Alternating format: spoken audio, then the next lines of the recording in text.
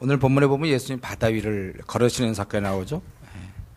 바로 전에는 이제 오병이어의 그 사건 뒤에 사람들이 예수님을 왕으로 삼으려고 그랬어요. 그래서 그대로 흩으신 거죠. 그래서 무리를 보내고 제자들도 마찬가지로 여기 동조할 수 있기 때문에 제자들도 보내는 것입니다. 그러고 나서 23절에 보면은 기도하러 산에 올라가셨다고 그랬어요. 그래서 언제까지 계셨습니까? 저물며 혼자 계시더니 25절에 보면 밤 사경까지. 사경이라면은 새벽 3시부터 한 6시 사이가 사경이 돼요. 보통 그 로마인들은 오후 6시부터 새벽 6시까지 12시간을 넷으로 나눠가지고 그렇게 3시간씩 해서 맨 마지막이 바로 새벽 3시부터 6시 사이. 그러니까 3시가 될지 4시가 될지 5시가 될지 모르지만 그때 예수님이 내려오신 거예요. 그러니까 거의 뭐 한 7시간, 8시간, 뭐 10시간 이렇게 기도하신 것 같아요. 그러니까 우리 주님은 기도하시되 충분히 기도하신 것이죠. 여러분, 주님은 굉장히 바쁜 삶을 살았습니다. 그런 중에도 절대로 놓치지 않은 게 있다면 바로 이 기도입니다. 기도를 놓치지 않았어요. 그 말은 무슨 말이에요? 하나님 뜻대로 그가 살고 있다, 그거죠. 하나님 대로 그가 움직이고 있다는 거예요. 그는 이 땅의 삶은, 성도들의 삶은 하나님의 지시를 받고 계속 하나님의 그런 음성을 들으면서 거기에 맞춰서 우리가 이렇게 쭉 간단 말이에요. 내비게이션을 통해서 우리가 길을 이렇게 인도받는 것처럼 하나님의 그러한 뜻, 하나님의 의도하심에 따라 우리가 이렇게 살아가야 되는데, 이러면서 예수님께서는 그 끈을 놓치지 않았다는 것입니다. 우리야말로 이제는 주님을 믿고 우리에게 앞으로 남은 40년, 30년, 20년, 50년의 생을 주님의 뜻에 맞추어서 우리가 살아가는 사람들인데, 그런데 만약에 우리가 기도를 잘 못한다, 그 말은 무슨 말이죠? 그것은 우리가 주님과 충분히 교제하지 않는다는 뜻이고, 그렇다면 결국 주님과는 주님을 제끼고 주님과 관계없이 내 나름대로 살아간다, 그 말과 같은 말이에요. 내비게이션을 보고 찾아가야 되는데 내비게이션이 꺼져 있다 이거죠. 그냥 걔네가 자기가 그냥 가는 거예요. 우리가 충분히 주님의 뜻을 물어보면서 사셔야 됩니다. 저와 여러분은 혼자 사는 것이 아니고, 믿기 전에는 혼자 살았죠.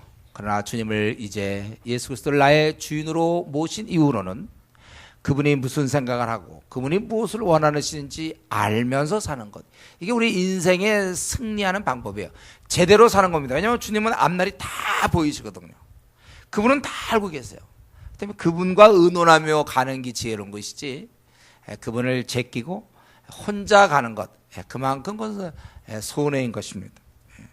그래서 우리가 기도 안 하는 것, 그거는 결국은 나는 혼자 살겠습니다, 그거예요. 주님의 뭐 도우심이 썩 필요하지 않습니다.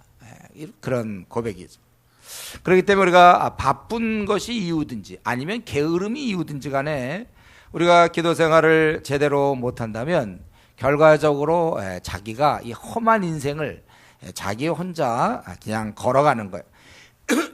그렇기 때문에 우리는 우리가 주님의 원하심대로 살기를 원한다면 여러분, 기도 시간에 자신을 더 드려야 됩니다. 기도 시간을 많이 가지셔야, 그래 제가 그래서 보통 우리 한 1시간 정도, 하루에 1시간 정도 기도하자, 이건 뭐예요? 한 10분 20분 하면 하다 말고 주님과 이렇게 좀 뭐 교제 좀 하고 주님의 뜻을 묵상도 하기 전에 끝나버리니까, 그러니까 결국은 안 하는 거와 비슷한 거예요. 그래서 우리가 기도는 이렇게 우리 주님도 이 땅에 계실 때 이렇게 기도하셨다면 뭐 저와 여러분 더 기도해야 되겠죠. 그리고 이제 제자들을 만나기 위해서요. 제자들은 어떤 상황입니까? 완전히 지금 아주 곤고한 상황이에요. 왜냐하면 배를 타고 가는데 광풍이 불어갖고 바람이 너무 많이 불어서 거의 진전을 못하고 있는 거니까, 그러니까 거의 예수님이 기도하던 시간 그만큼 이들은 또 바다에서 아주 곤고하게 아주 지치면서, 여기 보면 고난을 당한다고 그랬죠. 24절에 바람이 거스림으로 물결로 말미암아 고난을 당한다, 그런 상태에서 이제 예수님께서 걸어오시는 거예요. 그러니까 제자들이 유령인가 그랬어요. 왜요? 아직 빛도 밝지 않은데, 날이 아직 밝지 않고 어두운 가운데 어디서 희미한 사람이 이렇게 가까이 오고 있으니까 무리를 건다는 생각해 볼 수가 없잖아요. 제자들이. 이거는 유령이 아니겠는가. 그 자도 이제 물 때문에 힘들어 죽겠는데 또 웬 유령까지 나타나서 유령이다. 그래서 예, 그들이 유령이라면 무서워하며 소리 지르고 이 바람 때문에 무서워하고 또 이제 유령 때문에 무서워하는 거예요. 예수님께서 이들을 골탕 먹이지 않고 즉시 나다 두려워하지 말라. 그러니까 이때 아마 같이 소리 질렀던 사람 중에 한 명일 텐데 베드로가 우리 주님께 선생님께서 무리를 걷더니 그럼 나도 한번 어떻게 이 틈에 걸어볼까 이래가지고 주여 만일 정말 주님이시라면 나를 명하사 무리로 오라 하소서 하니 그래서 그 말씀 듣고 그 말 듣고 제자의 말을 듣고 스승이 오라 이렇게 했어요. 오라. 이건 나중에 훗날 베드로를 위대한 지도자로 만들게 한 다 경험이 되겠죠. 오라. 그러니까 베드로가 배에서 내렸어요. 예, 이거는 땅 육지에 내려야 되는데 바다에 내렸습니다. 그리고 가만히 흐름을 보니까 무리를 걸은 것 같아요. 좀 걸은 것 같아요. 제가 본 게. 그러다가 맨정신으로 이제 하다 보니까 바람이 불고 자기가 지금 바다 위에 있거든 자기가. 이 생각하고 막 의심에 빠지니까 몸에 빠지는 거예요. 그래서 무서워 빠져가는지라 또 소리 질러 소리를 질러 나를 구원하소서. 다른 제자들은 잘 있는데 괜히 물속에 뛰어들었다가 또 구원해달라고. 그러니까 이런 이제 사건을 많이 경험하니까 그 나중에 위대한 지도자가 되는 거예요. 여러분. 원래 주님과의 경험은 여러분 많이 할수록 좋습니다. 그래서 우리가 중국도 가보고 뭐 아니면 인도도 가고 막 이제 여러 일을 많이 하는 건 좋아. 이런 경험들이 다 경험을 바탕으로 우리가 뭐라 해서 전진이 있다고 제가 대학부설 해드렸죠. 경험을 바탕으로 은혜를 아는 자는 다음 단계로 나갈 수 있는 거고 은혜를 많이 체험하지 못한 자는 다음 단계로 못 나가요. 못 나가니까 또 경험이 없고 그 은혜를 못 깨달으니까 또 나갈 마음이 없고 그래서 경험과 전진 무경험과 안전진 이런 말을 제가 썼지. 안전진 안 하는 거예요. 그냥 가만히 있는 거예요. 경험이 없으니까.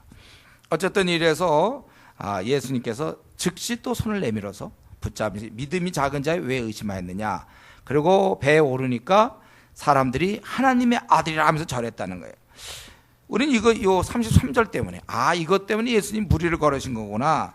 능력 많다고 나는 무리를 걸을 수 있다. 이거를 좀 알리려고 그런 게 아니고 사실은 의도적인데 자신이 메시아다.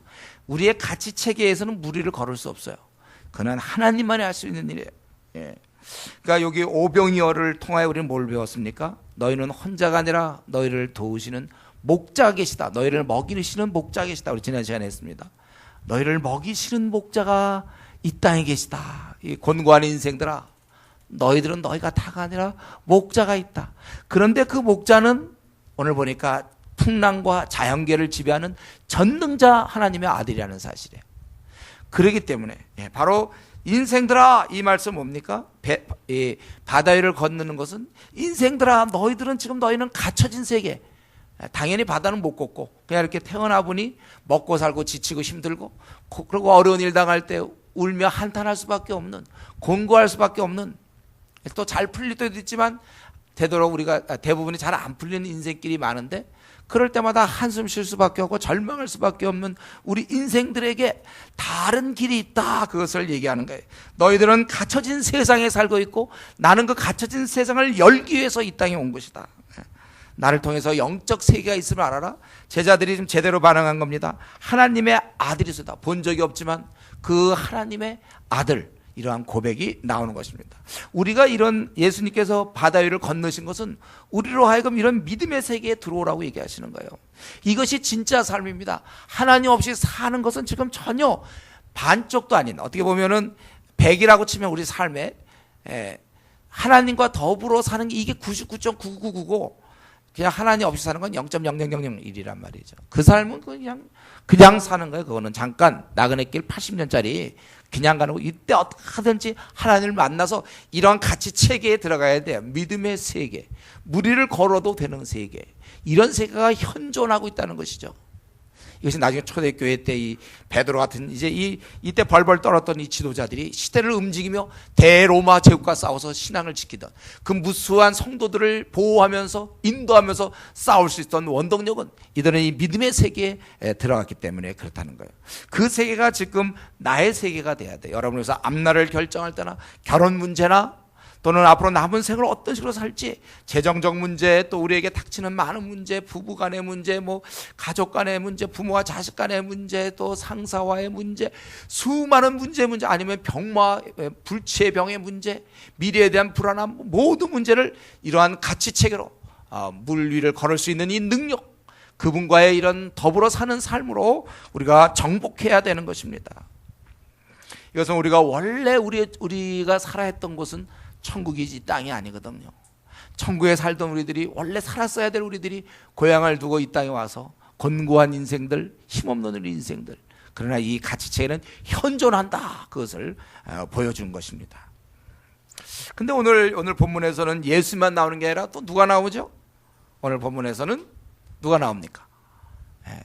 언제든지 여러분 제 기본 원리가 있다 그랬죠. 여러분에게 물어볼 땐 쉬운 것만 물어본다 그랬죠. 난해하고 어려운 걸 물어보는 게 아니에요. 오늘 누가 나온다고요? 또 다른 인물? 베드로죠. 베드로가 나온다고. 앞으로도 기억하세요. 제가 물어볼 때는 그건 되게 쉬운 거다. 맞출 생각. 베드로가 나오는 거죠. 베드로. 근데 오늘 베드로는 야단 맞았어요. 주님 앞에. 근데 가만히 보면요. 왜냐하면 지금 물에 빠지는 것 때문에 야단 맞는 거거든. 이것이 보통 야단 맞아야 될 이유 중에 하나입니까? 이유의 사유가 됩니까? 야단 맞을. 그 사람이 물에 빠진 게 당연하지. 너 왜 물에 빠져? 그럼 야단 맞아야 됩니까? 좀 이상하잖아요. 뭐 예수님이 야단 쳐도 너 어떻게 물에 빠지냐고. 한 대 맞아. 왜 물에 빠지냐? 우리 다 맞아야 되게? 우리 다 맞아야 돼. 근데 원래 그러니까 물에 빠지는 게 맞는데 여기서는 왜 야단 맞습니까? 바로 그것은 주님, 창조주 앞에서는 만약에 창조주 앞에서 주님이 지금 오라 하셨거든요. 그는 오히려 물 위를 걷지 못한다면 그게 바로 믿음이 없는 거예요. 그건 야단마저도 싸요. 그건 창조주 앞에서 걷지 못한다면 안 되는 거예요. 여기가 베드로가 물 위를 걸을 수 있었던 것은 29절에 오라 하시니 주의 말씀이 있었거든요. 그러니까 다른 제자 괜히 말이야 낫다가 다 빠지는 거 맞아요. 그러나 주님이 오라 하셨다는 그 말 때문에 조금이라도 걸을 수 있었던 거고, 본인이 의심에 빠져서 이제 떨어지는 것이죠. 갈 수 있었던 거예요. 주님께 같이 갈 수 있었어요. 본인의 의심이었죠. 여러분, 우리가 이력이 바로 믿음입니다. 이 믿음이란 건 이런 영역이에요. 하나님과 함께 했을 때의 합리성이에요. 그래서 여러 명이 모여갖고 합리적으로 결정하는 건 교회 결정이 아닙니다. 믿음의 결정을 해야죠. 12명의 정탐꾼이 가갖고 10명은 못 들어갑니다. 거인들이 있고 우리는 메뚜기입니다. 굉장히 합리적인 얘기죠. 그러나 그것은 여호수아 갈렙만이 오히려 믿음의 얘기를 한 거예요. 그렇게 살라는 거예요. 저와 여러분, 우리가 항상 살아갈 때 여러분은 물에 빠지는 사람입니까? 물을 걷는 사람입니까? 하나님 보실 때 믿음의 결단을 해야 되는 거예요. 그러니까 이거 골리앗 앞에 누구든지 나가는 건 비합리적인 거예요. 그건 논리적이지 않는 거예요. 그건 멍청한 짓입니다. 그러나 하나님 앞에서 나가지 않는 게 야단 맞는 짓이에요. 오히려 합리적인 사람이라면, 하나님이 내 편이시라면 골리앗 앞에 나가야 되는 거죠. 다윗이야말로 그 당대의 최고로 합리적인 사람이었어요. 왜냐하면 골리앗 앞에 나갈 수 있었거든. 다른 사람은 하나님이 함께 하는데도 나가지 못하는 것은, 그것은 비합리적인 것, 비논리적인 것. 저는 우리 교회에서 뭐 어떤 걸 결정할 때 믿음으로 결정해야지 다수결로 결정하면 안 돼요. 그럼 우리 정탐 갔다 와서 12명 중에 10명이 가지 말자. 그게 그런 결정이 맞습니까? 하나님 말씀이 있단 말이죠. 여러분, 앞으로 남은 생은 항상 이렇게 물 위를 걸어갈 수 있는 그런 믿음으로 나가야지, 빠지는 걸 정상적으로. 그러니까 우리 주님은 믿음이 작은 자에 왜 의심하였느냐, 이렇게 그렇게 말씀해요. 이게 아마 평생 이 베드로의 그 삶 속에 그 생각했을 거예요. 아마 그가 감옥에서도 내일 죽을지 모르는데, 자기 동료 야고보가 죽었죠. 헤롯에게 잡혀서 그가 죽을지 모르면서도 쿨쿨 잤던 것은 아마 이런 경험들이 다 도움이 됐을 거예요. 믿음이 없는 거구나. 물에 빠지는 게 믿음이 없는 거구나. 여러분, 우리가 이 나그네 길을 가면서도 우리가 주님 모시고 가는데 왜 믿음 없는 발언들 하십니까? 왜 믿음 없는 우리가 얘기를 하죠? 그거 회개하셔야 돼요. 믿음으로 나가야 된단 말이죠. 광신은 나쁘지만 바른 믿음, 하나님이 전능자, 하나님이 내 편이시다. 그럼 무엇이 두려워요? 그런 것도 없는데 그냥 자기가 괜히 신앙생활도 안 하면서 하나님이 날 도와주시겠지, 이런 건 광신이에요. 공부 하나도 안 하고 뭐 자기가 어디 S대 들어간다. 또는 뭐 자기가 노력 안 하면서 이런 건 광신이죠. 그러나 우리가 이 믿음, 우리는 이런 의심함으로 물에 빠지는, 자기 그래서 죽어가는 거예요. 자기 스스로 그 믿음을 발휘하면 되는데 믿음이 없기 때문에 염려, 걱정, 의심함으로 결국 죽어갈 수밖에 없는 거예요. 그리고 나서 34절부터 36절을 보면 여기 찾아오는 병자를 고치죠. 그건 예수님은 가만히 계시는데 많은 병자들이 몰려와서 예수님의 옷자락에도 손대기를 간구하고 손을 대는 자는 다 나음을, 여기서 중요한 건 36절이죠. 다 나음을 얻었다. 주님께 왔는 데는 못 고칠 사람이 있겠습니까? 없겠습니까, 여러분? 이거 주님도 이건 난 못 고치겠다. 되게 어려운 병이다. 주님은 다 주님께 안 와서 못 고치는 거지. 너희가 얻지 못하면 구하지 않기 때문이지. 주님께 온 자는 다 나음을 얻는 것이에요. 그러니까 이 34절부터 36절은 어떻게 보면 15장의 결론 같기도 한데 뭡니까? 인생들아, 선한 목자, 그리고 자연계와 풍랑을 다 통치하시는 이 창조주 하나님의 아들 예수님은 누구든지 나오기만 하면 거기서 목마름이 해결되고 거기서 문제가 해결된다는 것입니다. 내가 인생을 왜 나는 이렇게 핍절하게 아주 각박하게 힘들게 꽉 막힌 이 광야의 땅을 가는 것처럼 사는가? 혹시 우리 가운데 그런 사람이 있다면 그건 딱 한 가지요. 그분께 나아가지 않기 때문에 그래요. 원래 우리 생은 광야의 생입니다. 그러나 이 광야에도 오아시스가 있는 거예요. 바로 주님이 계신 것이죠. 우리가 주님을 통하여 우리는 힘을 얻을 수 있습니다. 그렇기 때문에 우리가 주님께 나와서 막 어떤 문제를 간구할 때 그것은 뭐 유치하다거나 이기적인 것이 아니에요. 문제가 해결될 때까지 우리가 매달려도 어쩌면 주님이 우리보다 더 원하는지 몰라요. 그러니까 너희가 얻지 못하는 것은 구하지 않기 때문에 그러다. 너희가 내 이름으로 무엇인지 구해라. 그럼 내가 다 들어주겠다. 그 약속하고 떠나셨거든요. 다 들어준다는데. 여러분, 그래서 우리는 여기처럼 나오는 사람들은 다 나음을 얻은 거예요. 손을 대는 자는, 손을 댈래다가 안 된 사람 있죠. 그건 낫지 않아요. 그럼 어떻게든지 된 사람은 낫지 않은 사람이 없다는 거예요. 기도하는 사람들은 다 우리가 응답받는 거고 승리하는 거예요. 그러니까 이들의 병자들의 증언은 무엇? 이들의 이들의 증인 역할은 뭡니까? 예수님께 나오면 다 모든 문제 해결받는다. 여러분, 그것을 진실로 믿습니까? 여러분들은 예수님께 나오면 문제 해결됩니까? 네. 우리는 문제가 해결되는 거예요. 근데 여기서 우리가 이제 항상 헷갈리는 건 뭡니까? 근데 왜 응답이 없지요? 밤낮 요 문제잖아요. 제가 말씀드리지만 그거는 시간차라고 해서 시간차. 내가 하나님께 기도했는데 시간차고 또 한 가지는 뭐라고 했습니까? 우리가 하나님이 온전한 자로 만들기 위해서 역경을 허락하는 거라고 그랬어요. 그 기도 제목이 있기 때문에 내가 교회 나온다니까요. 어떤 사람에게 가난이 될 수 있어요. 또 어떤 사람은 병이 될 수 있습니다. 어떤 사람은 실패의 경험일 수 있어요. 뭐 우리는 다 달라요. 그러나 그것 때문에 주님께 나오는 거예요. 그걸 가지고 우리가 주님이 능력이 없다던 게 아니에요. 우리를 위하여. 만약에 내가 오래 기도하는데 응답이 없다면 그것을 우리가 계속 기도해야 될 것이요. 또 우리는 그것을 통하여 하나님께 가까이 나가는 것이고, 그걸 통하여 하나님은 더 좋은 거를 항상 계획하는 것이고, 그리고 우리는 늘 이런 마음을 가져야 돼요. 그리 아니하실지라도 족하다. 왜 우리는 은혜를 꼭 내가 원하는 걸 받아야 돼. 벌써 내가 예를 들면 죄 쓰임 받았다든가 내가 천국 백성이 되었다. 이거는 우리 인생의 99.999가 된 거라니까. 이미 내가 천국의 백성이 되었는데 요 나그네 길조차도 내 뜻대로 100% 돼야 됩니까? 더러 뭐 얻어도 되고 안 얻어도 되고. 이 자족하는 마음 이런 거 우리 가져야 돼. 그래 나는 뭐 이 땅에서 뭐 학벌을 못 얻을 수도 있고 건강을 못 얻을 수도 있고 외모를 못 얻을 수도 있고 어떤 뭐 그런 거 괜찮아. 이런 주님 만났기 때문에 괜찮은 거예요. 어떤 때는 또 나는 정말 좋지 못한 가정에서 태어날 수도 있어요. 가난한 가정에 태어날 수도 있고, 뭐 부부가 부모님들이 싸우는 거 보면서 자랄 수도 있고, 이상이 일이 안 풀리고 사업에다 망할 수 있고, 그렇게 큰 문제냐 이거죠. 내가 영생을 얻었기 때문에 이 땅에서 얻을 수 있는 거 다 얻은 거라고 제가 늘 얘기했어요. 그리고 우리는 이 땅에서 일용할 양식들을 위하여, 필요한 것들을 위하여 우리 하나님께 기도하고, 손을 댄 자는 다 나음을 얻었더라. 여러분, 이것을 경험해야 됩니다. 이걸 경험해야 돼. 하나님께 나가면 문제 해결된다. 이걸 진짜 믿어야 된단 말이에요. 그래서 우리가 사실 기도를 많이 하지 않는 이유는 어쩌면 하나님이 문제를 해결해 준다는 걸 믿지 않기 때문에 그럴 수 있어요. 내가 기도 안 하는 것은 게으르거나 습관 때문에 안 하는 게 아니라 어쩌면 진짜 하나님이 전능자며 나를 사랑하는 분이라는 사실을 한 26% 정도 믿고 있는지 모르지.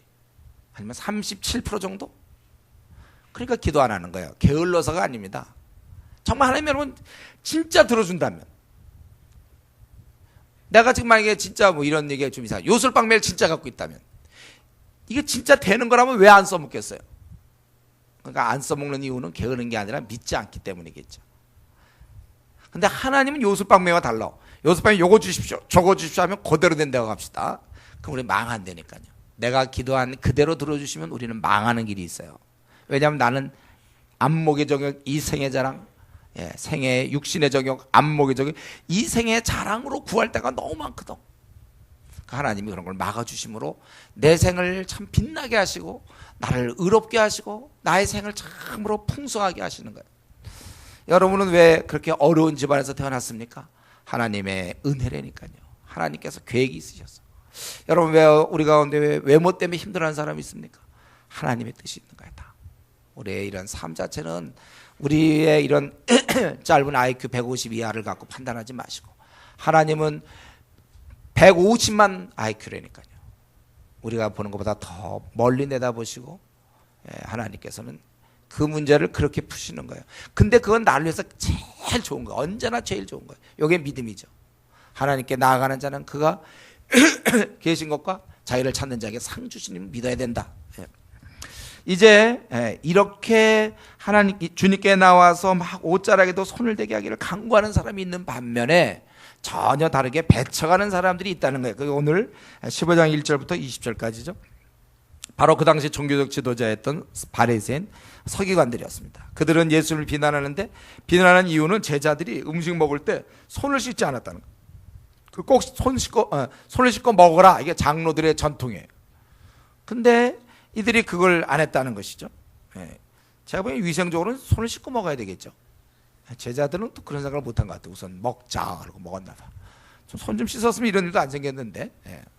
그런데 왜 그렇게 당신의 제자들은 장로의 전통을 범합니까? 이러니까 예수님 뭐냐면, 그래 제자들은 장로의 그런 전통을 범했지만 근데 너희들은 왜 하나님의 계명을 범하느냐? 3절에 너희 전통으로 하나님의 계명을 범하느냐? 오히려 더 큰 문제, 손 씻는 문제는 작은 문제인데 근본적으로 너희들은 하나님을 거역하고 있지 않느냐? 그래서 예를 드는 게 뭡니까?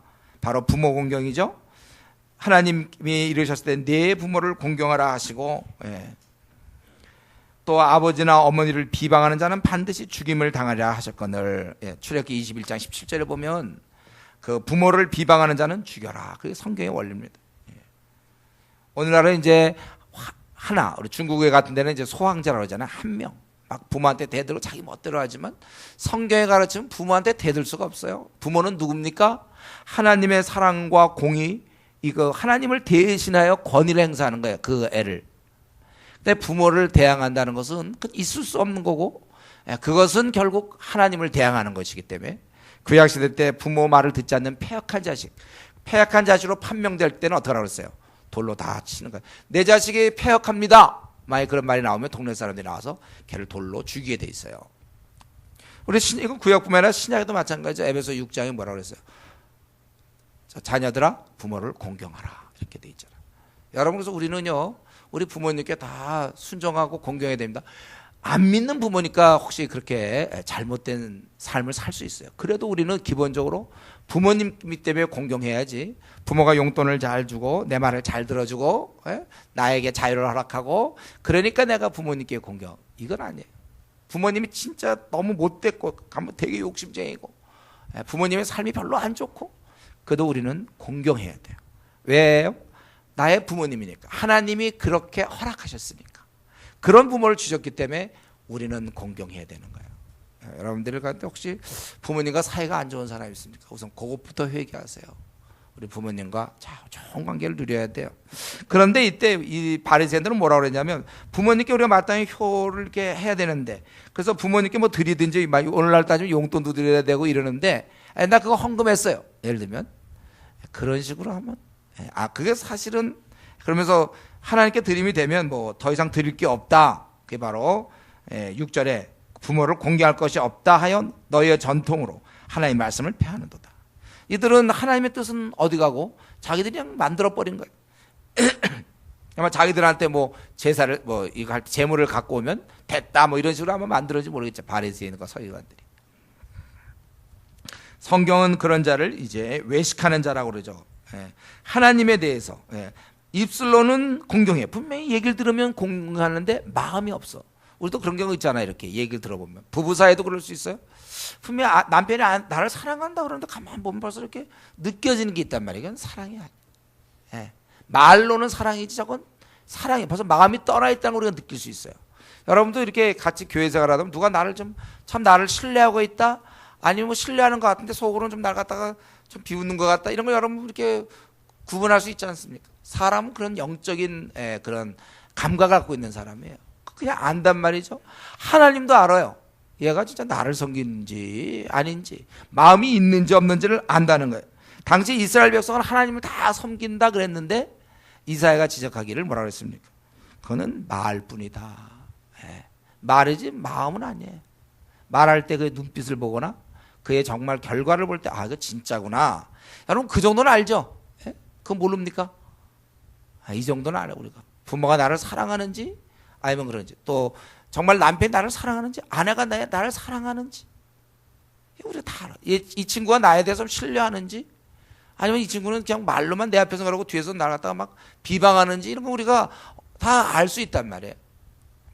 하나님이 그거 모르겠습니까? 백성들이 제물 갖다 드리고 제사 드리고 나를 좋아하는구나. 하나님 그러겠습니까? 그들이 이런 입술로는 공경하는데 마음은 전혀 관심이 없다는 거예요. 원래 우리가 신앙생활은 뭐예요?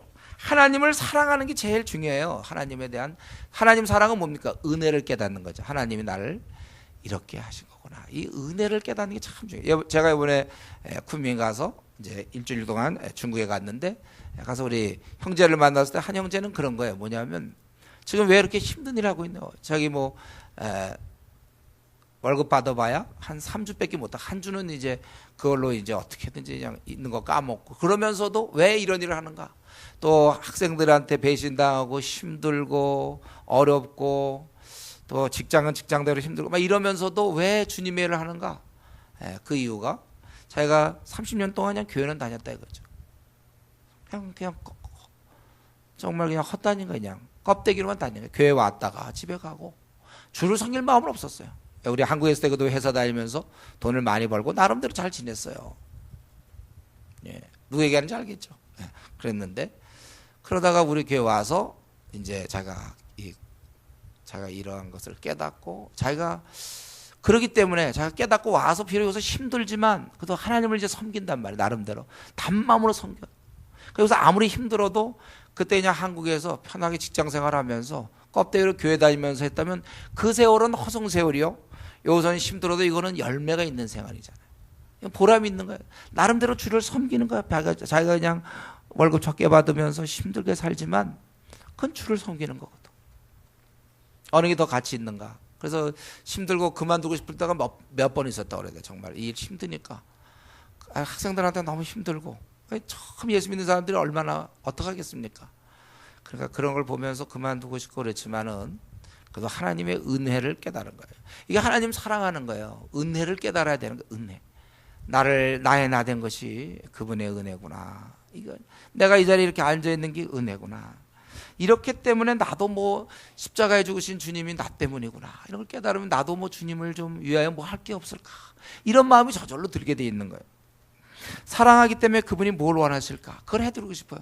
내가 어떤 자매를 좋아하거나 형제를 좋아하거나 또 나의 아내나 뭐 이렇게 서로 할 때 뭘 원할까? 그걸 해주고 싶은 마음이 사랑하면 그런 마음이 드는 것입니다. 그에 따라 행하게 되는 거예요. 이게 신앙생활의 가장 기본입니다. 우리의 출발은 여기서 시작되는 거예요. 그분이 날 위하여 죽으셨구나. 내가 귀한 은혜 받았고 내 남은 생 어쩌면 나는 영원토록 지옥 갈 뻔했는 존재인데 내가 이렇게 살았다면 내 생 아까운 게 뭐가 있습니까? 내 생 드리지 못할 게 뭐가 있어요? 좀 놀다가 그리고 나중에 헌신하겠습니다. 아직도 자기 생이 아까운 거죠. 덤으로 사는 인생인데 또 여기서 무엇을 더 원합니까? 제가 늘 얘기하지만 정말 암으로 죽게 됐다가 기도해서 살아난 사람, 제가 그때 그 형제 그분 봤어요. 자기 정말 2년 동안 기도해서 난 거예요. 의학적으로는 자기는 죽을 수밖에 없어. 사람님 살려주십시오. 살고 나서 세상적으로 잘 나가던 형제지만은 그때 이후로는 정말 주님을 위해 살고, 그리고 어려운 비방과 오해와 이제 목회를 하니까 이제 그런 거 당할 때도 뭐 자기 어차피 뭐 덤으로 사는 인생인데 그래도 주님이 날 위해서 일을 맡기시니까 이제 그렇게 할 수 있는 게 주님을 사랑하기 때문에 돈이 없어도 뭐 어떻게 해도 기쁨으로 이 사명을 감당하는 것입니다. 이런 마음이 없을 때, 내가 정말 주님을 잘해보고 싶은 마음이 없을 때 이제 외식하는 것, 이게 인생입니다. 모양은 하나님을 섬기지만 실제 마음은 사실 썩 없어. 행동은 할 수 있지만 관심은 딴 데 있는 거예요. 우리가 어떤 사람이 대화할 때 보면 어떤 사람은 잘 듣는데 어떤 사람은 듣긴 그래 하는데 보면 딴 생각, 눈빛이 절로 자꾸 뭐 두리번두리번하고 뒤도 쳐다보고 막, 여러분 그러면 그거 좀 관심이 없구나 이런 걸 느낄 수 있잖아요. 우리는 하나님 나라를 확장시킬 것인가 아니면 나의 삶을 확장시킬 것인가, 늘 이 싸움이죠. 나의 나라 확장에 더 관심 있는 사람, 이것이 바로 바리새인이 했던 바로 그 외식, 마음이 없이 주님을 섬기는 것입니다. 우리가 이런 자가 되면 안 되겠어요. 여러분 우리가 정말 이 시간에 한번 내가 혹시 외식으로 흐르는 거 아닌가, 나는 사실 마음이 별로 없으면서 어떤 기독교적인 행위를 하고 있는 거 아닌지, 우리가 그게 아니고 나는 정말 주님을 사랑합니다. 내가 정말 주님을 사랑하기 때문에 내가 이런 일을 하기 원합니다. 난 정말 주님을 사랑하기 때문에 내가 섬기기 원합니다. 흉내만 내지 아니하고 우리의 마음을 드려야 돼요. 자, 우리가 이런 뭐 헌금할 때도 마찬가지. 나 돈 있으니까 11조 내고 헌금하고, 그게 아니라 내 마음을 다해서 이 액수가 크든 작든 간에 정말 감사함으로 나를 살게 하신 그분께 내가 감사한 마음으로 드릴 때 의미가 있는 것이고, 내 시간도 나의 에너지도 주를 생각하니까 이게 아깝지가 않아야 돼요. 아까움이 있으면 안 돼요, 여러분. 재물이나 시간이나 신경쓰이나, 또 내가 그런 일 하다가 남을 돌볼 때 비방 든다고 성경은 이미 약속해 놓은 거예요.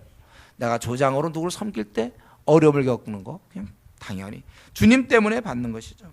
그러니까 바울 사도가 그렇게 매맞으며 감옥 가면서 가난하게 살고 비참하게 살고 그러면서도 그런 기쁜 거예요. 주를 위해서 남은 고난을, 그리스도의 남은 고난을 내 몸에 채운다.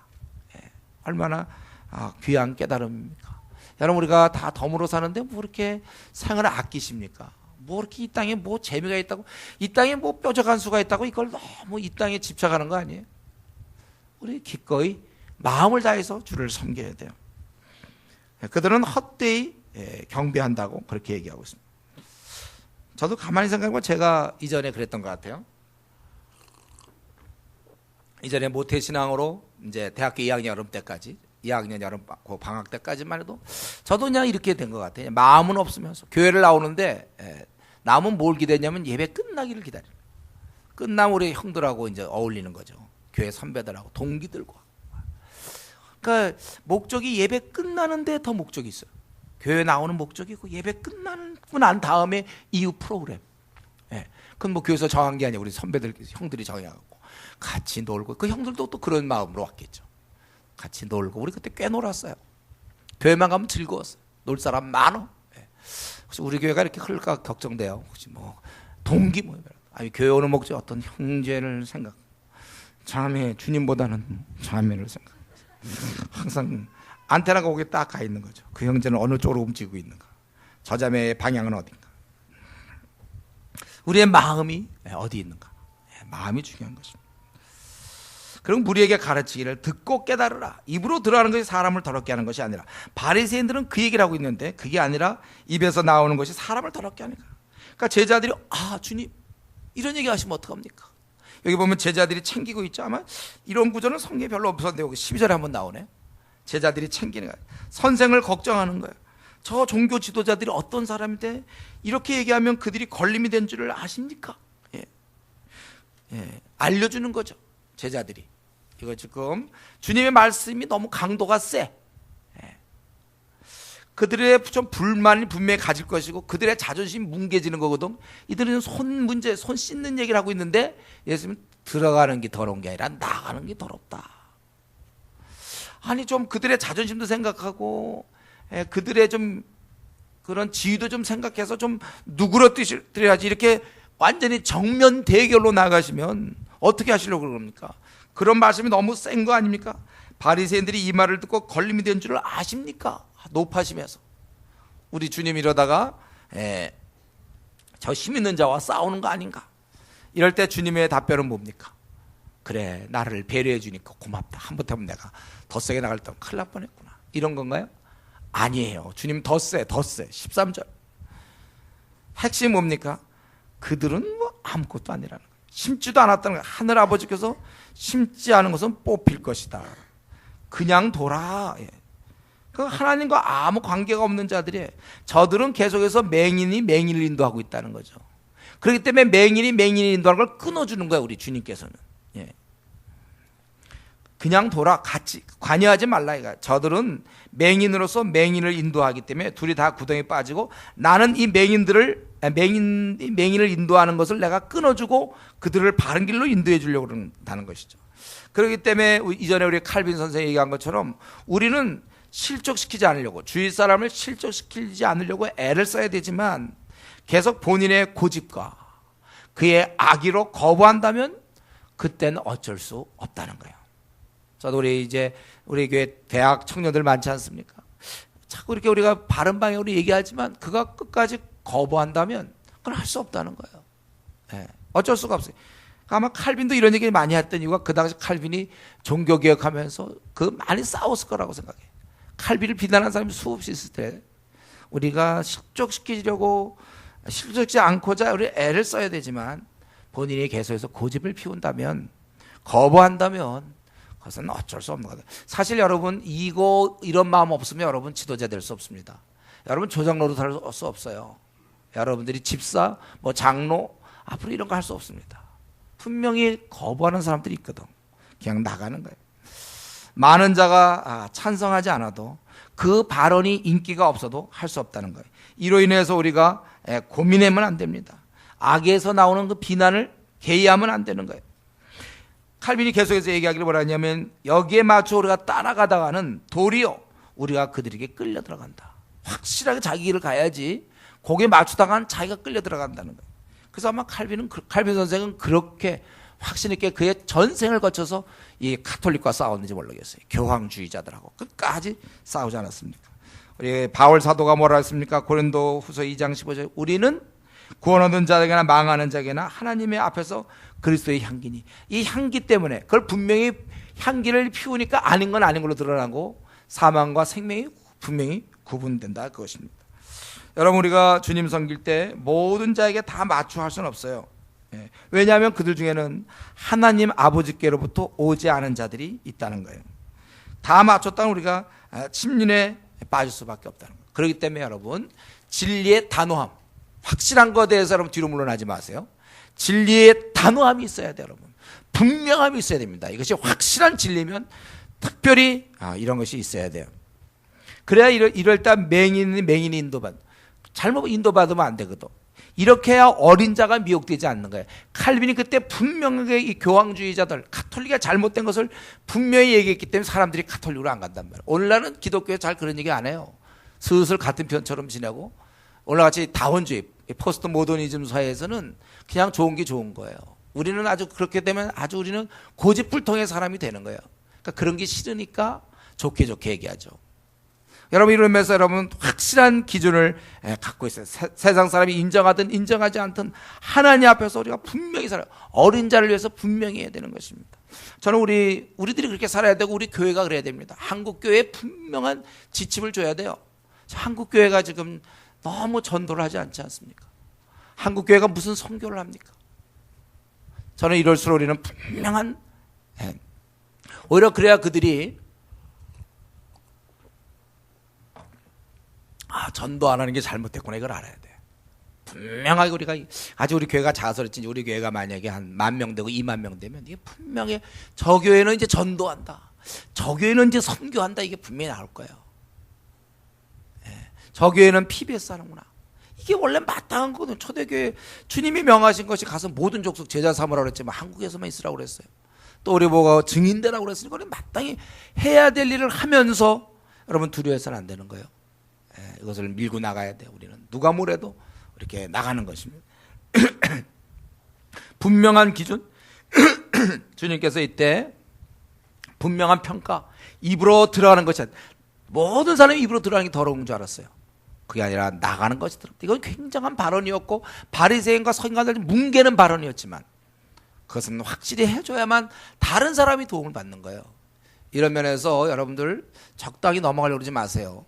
예? 여러분들이 괜히 인기 얻으려고 자기 고지식하다고 그럴까봐 괜히 너그럽게 뭐 가톨릭도 이해하고 뭐 저 사람도 이해해주고 뭐 적당히 뭐 그도 어쩌면 천국 갈 수 있다든가 이런 얘기하면 안 돼.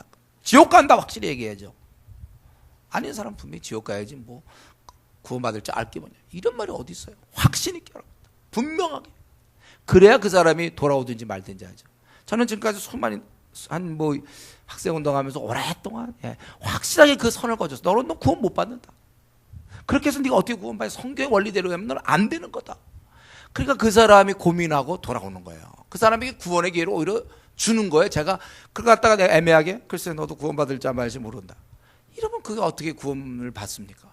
너 아니다. 제가 특별히 모태신앙들 겨냥하잖아요. 모태신앙 중에 내가 보기에 한 80% 이상 구원받지 못한다. 이런 얘기 함부로 하는 게 아니고 제가 기도하면서 왜냐하면 그들의 삶을 볼 때 주님이 없거든 삶 속에. 그럼 그 구원 못하는 천국 백성이 티가 나는데 그 티가 안 나니까 분명히 얘기할 수밖에 없는 것입니다.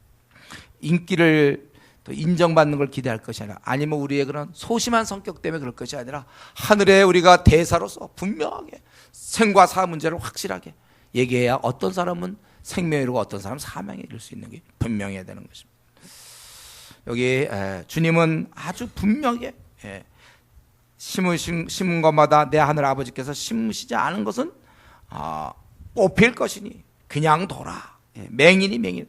그 당시 그들 보고 맹인이라고 얘기할 사람은 주님밖에 없었어요. 그들 멀쩡하게 종교적 지도자로서 온갖 거 다 누리고 있는데 맹인들이라고 얘기하고 있는 거예요. 그들은 뽑혀야 될 자들이라고 얘기하고 있는 것입니다. 그러고 나서 이제 15절에 베드로가 이 비유를 우리에게 그 입으로 들어가는 것이 더럽게 하는 건데 더러운 게 아니라 나가는 게 더럽다. 이게 뭡니까? 그 당시만큼 영적 수준이 어린 거예요. 아직 성령이 임하지 않기 때문에 이 분별력이 없는 것이죠. 그래서 우리 주님이 하신 말씀 다시 한번 17절부터 마지막 절까지 그렇게 얘기하고 있죠. 입으로 들어가는 모든 것은 배로 들어가서 뒤로 내버려지는 줄 알지 못했냐. 그게 더러워지는 게 아니라 입에서 나오는 것들은 마음에서 나오는 이것이야말로 사람을 더럽게 우리를 더럽게 하는 건 음식이 우리를 더럽게 할 수 없단 말이에요. 여러분 탕수육이 말이죠. 그게 우리를 어떻게 더럽게 합니까? 탕수육이 우리를 더럽게 할 수 있어요? 그건 맛있게 할 수 있지만 이건 더러운 거 아니에요. 그 우리를 더럽게 할 수 없단 말이에요. 근데 탕수육을 먹고서 소화가 잘 되고 갑자기 에너지가 있어갖고 힘이 생겨가지고 그 힘을 향하여 그 힘을 가지고 사람을 비방하기 시작하면 그게 더러운 거야. 사람을 비방. 여기 비방이 어떤 겁니까? 우리를 더럽게 하는 게 뭔지 아주 구체적으로 나오죠. 악한 생각들, 또 살인과 간음, 음란, 도둑질, 거짓 증언과 비방. 이 악한 생각 같은 걸 봐도 어떤 사람은 이상하게 못 견뎌. 보통 까칠한 사람들. 그거 그냥 넘어가면 되는데 속 바탕이 별로 안 좋아. 악한 생각을 갖고 사람을 어떻게 하든 간음을 이렇게 사람을 좀 이렇게 헐뜯으려는 생각을 가진 사람이 있어요. 본능적으로. 또 살인, 미워함이잖아요. 미워함. 이거는 나중에 나오는 비방, 다긴 미워함이에요. 간음과 음란, 이건 음란함이고, 도둑질, 이것은 탐욕이죠. 욕심이 생기니까 도둑질하고, 또 거짓됨. 그러니까 여기서 보면은 이러한 것들은 여기가 7가지가 나오지만 결국은 4가지로 줄일 수 있죠. 결국은 남을 미워하는 거하고. 여러분까 여기서 지금 이 자리에서 한번 생각하세요. 지금까지 혹시 설교를 들으면서 조금 졸립다 하고 들은 사람들 다 끝나가니까 지금 뭘 제가 말씀드리냐면 말씀은 우리가 하나님 앞에 더러워지는 비결 4가지. 이 중에 하나 걸리면 더러워질 수 있어요. 뭐라고요? 미워함. 그리고 우리가 이렇게 거짓말하는 거. 거짓됨. 미워함이란 거짓됨. 그러니까 둘러대게 잘하는 사람, 하나님 미워하는 사람들이에요. 더러운 사람이 하나님 앞에서. 나는 지금 둘러대기를 잘하고 있지만, 그래서 그때그때를 넘기지만 그때그때가 하나님 앞에서 계속해서 거짓되고 하나님이 앞에 더러움으로 계속 쌓여나간다는 거예요. 둘러댐, 그리고 이 음란함, 성적인 탐욕, 음란함, 그리고 욕심. 그러니까 도둑질하게 되는 것이죠. 이것이 사람을 더럽게 하고 씻지 아니한 손으로 먹는 것은 그건 위생적으로 문제가 있는 거죠. 그건 더럽게 하지 못한다. 그러니까 이 모든 것이 18절에 보면 마음에서 나온다고 그랬어요. 그러니까 우리 앞에서도 외식도 어떻게 씁니까? 외식. 외식도 마음이 없을 때 외식이 되는 거고, 이 더러움도 마음이 깨끗하지 못할 때 생기는 문제였습니다. 그러므로 우리 오늘 본문을 이제 보면서 제일 문제는 결국 우리의 마음이구나. 마음. 내가 정말 주님을 섬기려는 마음이 없으니까 어떻게 행동은 해봤자 그건 외식이 되는 거고, 내 마음이 바르게 되지 못하니까 미워함이라든가 음란함이라든가 거짓됨이라든가 욕심, 이런 비방하는 거, 수근수근 되는 거 다 내 마음이 바르지 못해서 그렇다는 것이. 그렇기 때문에 지금 이 시간에 나에게 이런 미워함이나 거짓됨, 그러니까 둘러대는 거, 혹은 음란함이나 욕심이 있는지 한번 살펴봐야 되겠고, 이러면서 진정한 우리 죄 씻음을 받아야 된다는 것입니다. 여기까지 설교하고 원래 마쳐야 되는데, 우리가 이렇게 해서 정말 좋은 마음을 가져보자. 근데 문제가 있어요. 제가 여기까지 말씀드리면 이제 마치겠는데, 그런데 문제는 뭐냐면 누구를 미워하는 것, 누구를 비방한다든가 이런 거, 혹은 음란함이라든가 욕심내는 것, 또 이렇게 둘러대는 거 있잖아요. 그런 것은 본인이 한다는 거예요. 본인이. 그 말은 무슨 뜻입니까? 발견이 잘 안 된다는 거예요. 깨달음이 없다는 거예요. 남들은 내가 비방하거나 불평을 털어놓으면 금방 알아. 이 사람이 비방을 좀 많이 하는 사람이다, 불평이 많은 사람이라면 금방 하는데 본인은 잘 모른단 말이에요. 자기가 지금 욕심 부려서 지금 그런 발언을 하고 그런 행동을 하는데 본인은 몰라. 다른 사람은 아는데. 그렇죠. 우리는 다 이기적 속성이 있기 때문에 다른 사람이 이기적인 모습을 보일 때 못 견뎌. 우리는 자기만 생각한다. 이제 금방, 우리는 금방 안단 말이에요. 그러니까 거짓말하고 둘러대는데, 비방하는데 본인은 몰라요. 왜냐하면 본인은 같은 편이거든. 이 자신을 합리화한단 말이에요. 팔은 안으로 굽는 거죠. 여러분, 자기의 뒷모습을 압니까, 여러분? 우리는 이렇게 나는 내 앞모습과 내 뒷모습을 나는 볼 수가 없어. 근데 다른 사람은 우리의 뒷모습을 다 보고 있어요. 지금도 여러분 이렇게 앞에 앉은 사람 그 뒷사람이 그 뒷모습 보죠? 자기는 생전이 뭐 자기의 이런 뒷머리라든가 뒷모습 모른단 말이에요. 근데 다른 사람은 자기의 뒷모습을 다 보고 있어요. 내가 예를 들면 이에 무슨 고춧가루 꼈다, 이렇게 할 때 내가 보입니까? 그러나 다른 사람은 다 보고 있어요. 이게 참 문제 뭐냐면, 남들은 다 알고 있는데 자기만 몰라. 자기가 지금 비방하는 자로 우리 교회에서 소문나 있는데, 수근수근하는 자로, 본인은 그걸 눈치를 못 채고 있어요. 아주 그 까칠한 걸로 다 다른 사람을 알고 있단 말이에요. 본인만 몰라. 다 그 사람 4차원이다. 우리 그런 얘기하고 있는데 본인만 지금 5차원을 향해서 가고 있단 말이지. 몰라. 생각해보세요, 여러분. 여러분도 지금 누구 하면 그 사람은 어떻다. 그 사람 다 여러분은 우리게 내가 아는 사람들 대충 그 사람은 좀 뭐 어떤 사람이고 그 사람은 어떤, 여러분 그런 생각을 갖고 있죠. 나에 대해서 다른 사람도 그런 생각을 갖고 있단 말이에요. 그런데 내가 지금 예를 들면 수근수근대는 자, 비방하는 자라는 사실을 본인은 모르고 있고 판단한다고, 분석한다고 생각한단 말이죠. 제가 그때 얘기했어요. 분별과 비난은, 비방하는 것은 감정을 갖고 있는 게 비방이요, 감정 없이 걔는 늘 늦어, 이렇게 되는 건 분석이에요. 분석. 걔는 원래 늦어. 그러니까 우리가 이번에 이제 어딜 가야 되는데 늦게 올 거니까 우리가 전화를 걸어주자, 이런 대안이 나오는 거죠. 근데 이제 그런 걸 막 분노를 하고, 그냥 걔는 그냥 세상에 지키는 애는 나 처음 봤고, 약간 밤낮 이런 거. 이제 막 욕하면서 막 그런 거. 그거는 이제 분석이 아니라 비방하는 거죠. 어쨌든, 하여튼 감정이 섞이면 지금 비난으로 생각하면 돼요, 여러분. 누구에 대해서 좋은 얘기가 아닌데 감정이 들어간다. 비난이에요. 그래서 우리는 자기의 뒷모습을 못 보기 때문에, 여러분이 아까 이제 뭐 이사에 뭐가 꼈다, 그걸 하시는 건 제일 좋은 거울을 보거나 아니면 누구 보고 나 뭐 꼈냐고 물어보면 되는 거예요. 이거 잘 들으세요, 여러분. 이제 거의 말씀 마쳐야 되는데 아주 중요한 얘기인데, 여러분 한번 자기를 한번 고치고 싶은 생각 없습니까? 정말 한번 이렇게 깨끗한 사람으로, 이런 마음에서 나오는 것은 악한 생각, 살인과 가는가 없는가 도둑질까. 그래서 마음에서 나오는 거는 다른 사람은 다 아는데 본인만 모른단 말이에요. 한번 내가 정말 내가 알고 보니까 굉장히 불평이 많은 사람이구나. 아니면 나는 정말 이렇게 욕심이 많구나. 아니면 나는 이 둘러대길 잘하는 사람이구나. 이런 거 정말 한번 알기를 원합니까? 혹시 그런 분 있어요? 우리 안에 내가 한번 그래 알아야 고치니까. 나를 정말 한 30년 40년 50년 이렇게 살았는데 내가 정말 어떤 사람인지 정말 진짜 알기를 원해요? 그렇다면 여러분 이거 진짜 안다면 내가 얘기해 줄게요. 뭐냐면 여러분 가까이 있는 사람 한 3명에서 5명 정도에게 진실로 물어보세요. 너 나에 대해서 어떤 진짜 네가 마음에 품고 있는 그 나의 약점이라는 생각도 한 번만 얘기해달라. 제발 한 번만 얘기해. 진심으로. 그리고 그 얘기를 듣고서 이를 갈기면서 있잖아. 제가 날 그렇게 지금까지 생각하는데 이런 마음의 준비가 그렇게 안 하기로 준비가 되어 있다면 한번 얘기하세요. 내가 누가 뭐라 그래도 내가 절대 그렇게 안 한다. 그러면 여러분 주위에서 한 3명에서 5명한테 찾아가서 나를 어떻게 보고 있냐. 좀 교회에서 나를 보통 어떻게 얘기하냐. 단 그 사람이 또 둘러대기 잘하는 사람한테 만나면 안 되겠죠. 진실을 얘기할 수 있는 사람, 진짜 너 나 사랑한다면 한 번만 나를 얘기해달라. 나 혼자서는 깨닫지 못해. 내 마음에서 나오기 때문에. 그러면 그때 그가 정말 기도하고서 바로 또 얘기 못하겠죠. 기도한 다음에 솔직하게 한번 얘기해 줄 수 있겠죠. 한 3명에서 5명한테 진실로 한번 물어보세요. 그렇게 하면 여러분들 고칠 수 있어요. 아니면 그게 좀 힘들면 목사한테 와서 물어봐도 좋아요. 저한테 와서. 단 어떤 얘기를 듣더라도 교회를 떠나지 않겠다. 되게 굳은 결심을 한 사람들은 찾아오세요. 내가 얘기해 줄게 여러분.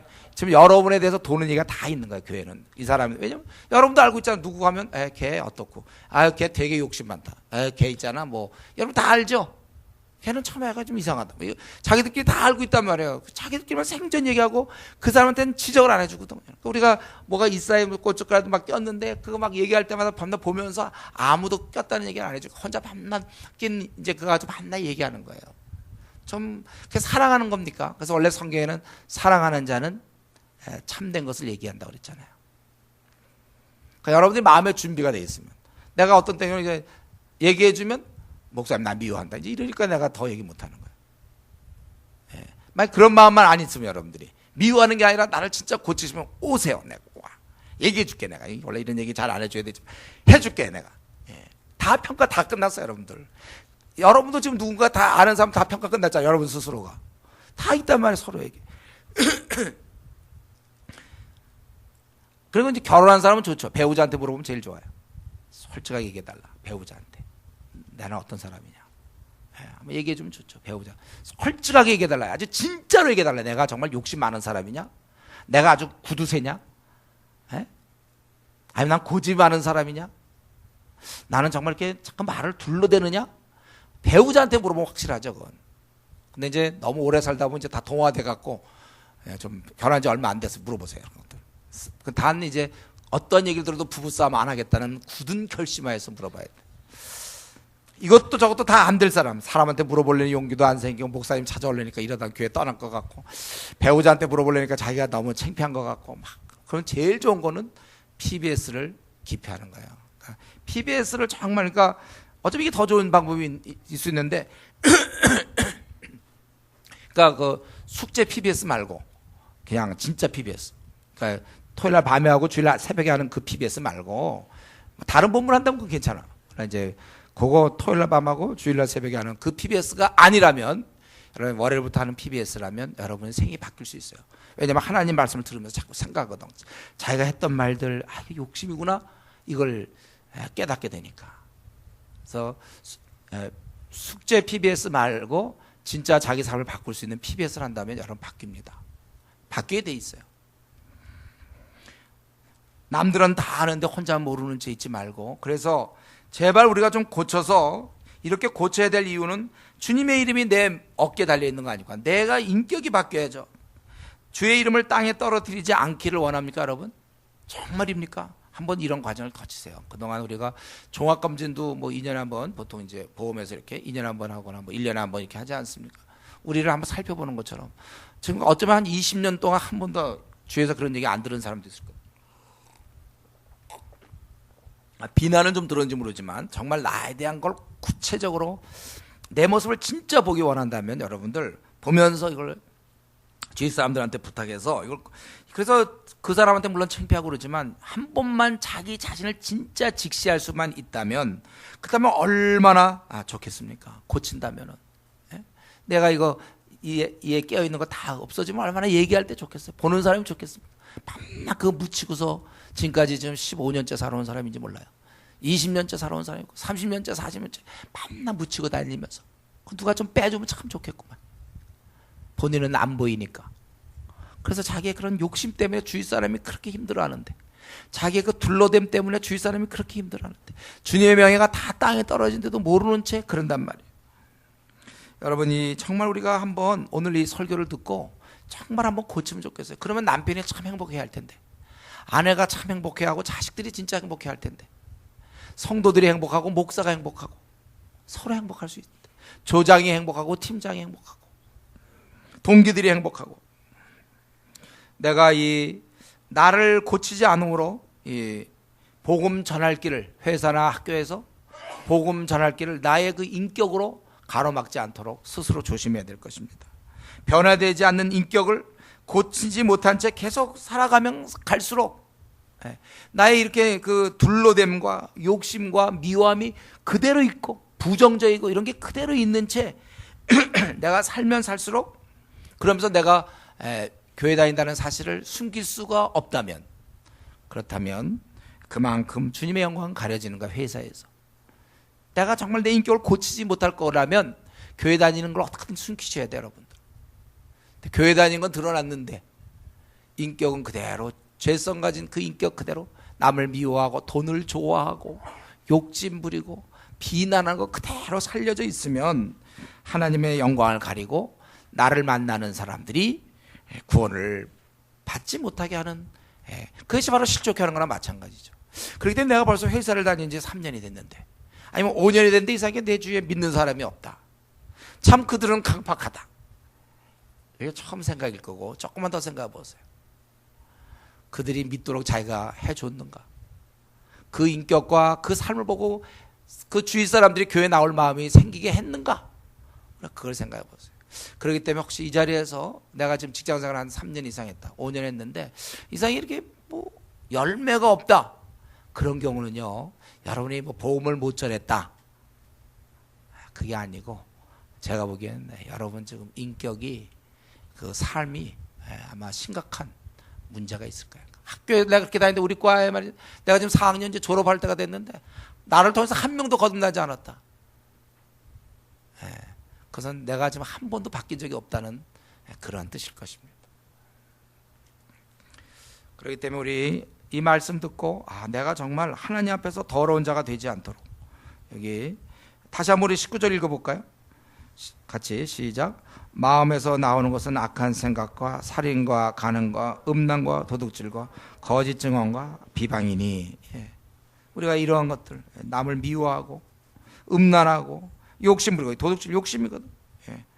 또 비방하는 이런 것들, 둘러대는 것들 다, 여러분 이걸 진실로 우리가 회개할 수 있어야 될 것입니다. 그럴 때 이렇게 회개했을 때만이 하나님께 영광을 돌리고 주위 사람들에게 구원의 기회를 비로소 제공할 수 있고, 그게 바로 축복의 통로가 되는 거예요. 우리가 만약에 죄를 회개하지 않는다면 하나님 앞에 더러운 자로 우리는 여전히 살아가는 것이고, 그리고 주위 사람들에게 복음을 가로막는 자가 되는 것입니다. 그렇기 때문에 우리 하나님 앞에서 우리의 깊고 깊은 오래된 이 죄 문제, 그동안 이것 때문에 남편이 힘들어했고 아내가 힘들어했고 자식이 힘들어했으며 우리 친구들이 힘들어하고 언니와 오빠와 동생이 힘들어했던 나의 오래된 이 죄성을 오늘 이 시간 하나님 이걸 뿌리 뽑게 해주십시오. 나를 변화시켜 주십시오. 나의 까칠한 성격, 남들은 그냥 지나도 되는데 혼자 꼭 걸고 넘어지는 나의 이런 성격, 나의 좀 이렇게 비방하는 거, 수군됨, 항상 기뻐하지 않고 부정적인 거, 이런 모든 거 하나님 나를 이제 한번 어루만져 주시고 나를 치료해 주십시오. 나를 좀 제발 좀 바꿔 주십시오. 내 주위 사람들 내가 한 번 딱 사는데 왜 내 주위 사람들 힘들게 하면서, 왜 눈치 보게 하면서 삽니까? 내가 주위 사람들 눈치 보게끔 만듭니까?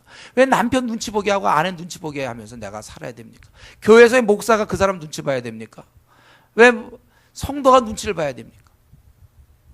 우리 자신을 한번 들여다보면서 나의 정말 중심으로 내가 하나님을 사랑하고 있는지, 그리고 내 심령은 정말 에베소 4장 23절에 얘기한 것처럼 심령이 새롭게 돼서 내가 이러한 삶을 사는지, 우리 한번 이 시간에 아버지 앞에 나가서 기도할 수 있기 바랍니다. 같이 우리 한번 통성으로 내 인격을 놓고 내 삶을 놓고 내가 주님 섬기는 이 외식하는 거 아닌지를 한번 놓고 진실로 하나님 나라 확장에 내 관심이 있는지, 남은 생 주님을 위해 쓰기로 정말 결정했는지 우리 자신 한번 다시 돌아보면서 통성으로 같이 기도합시다.